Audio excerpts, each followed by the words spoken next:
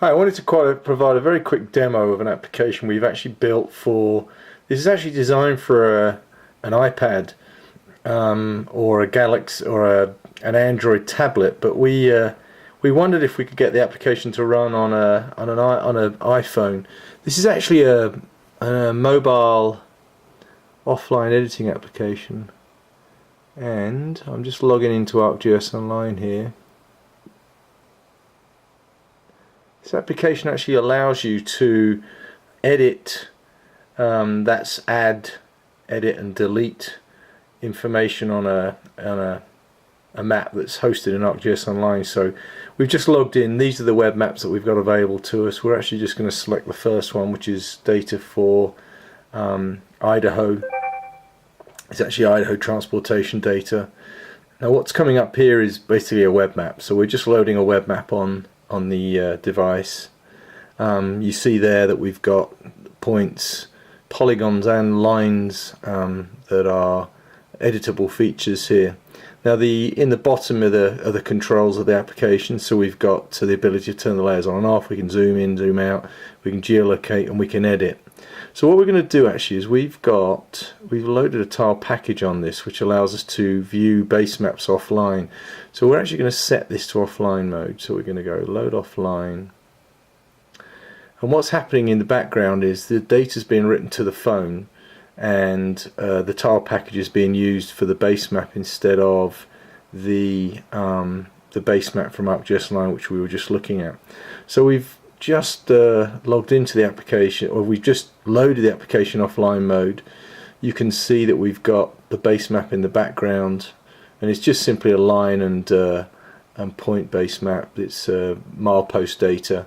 So we're working completely offline now on an iPad. So let's go ahead now. The UI still needs a little bit of work to run on this, but we were excited to see it actually ran quite well on this device.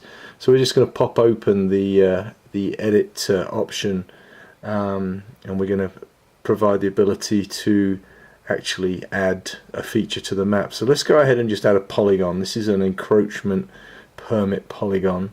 So we're going to go ahead and do this, and we'll just add the polygon to the map. This may not be totally clear on the video, but there's a polygon that's been added to the map, and there's an attribute window that's just popped up. Now this is actually a scrollable attribute window, so there are there's a lot of data here, and it allows you to scroll back and forth and select different data sets. So we even tried to compact everything. Again, it was designed originally for a tablet, so a 10-inch screen. So we're working with a 4-point-something-inch screen here.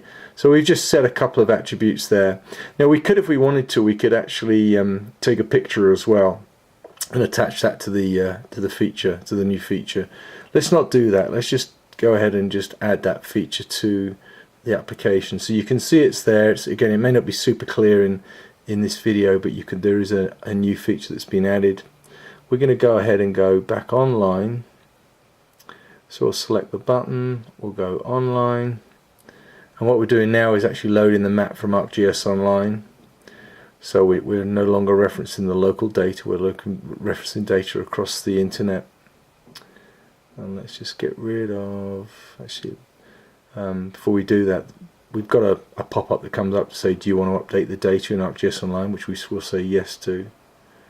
And what's happening now is the application is actually pushing that data to ArcGIS Online, and then it's refreshing itself with that new data. If I press the button correctly, let's see if I did. There we go. So it's gone ahead and done that, and then there's the new feature in the middle there, and I'm just going to get rid of that right side, and I'm going to just tap that new polygon. The sensitivity needs to be increased, but there we go. So we've got all that data. There's our two drop downs that we collected, and there's the information about that particular application. So actually, let's put that in this mode, and we'll probably be able to see it a little bit better. There we go. So that actually works really quite well. Let me just move that down so you can see it. Quite pleasantly surprised by the fact we can now on an iPhone do offline editing as we can on a tablet. So we'll keep developing the application, but we are moving closer to an actual phone release of this offline editing capability that we've built. Thanks for watching.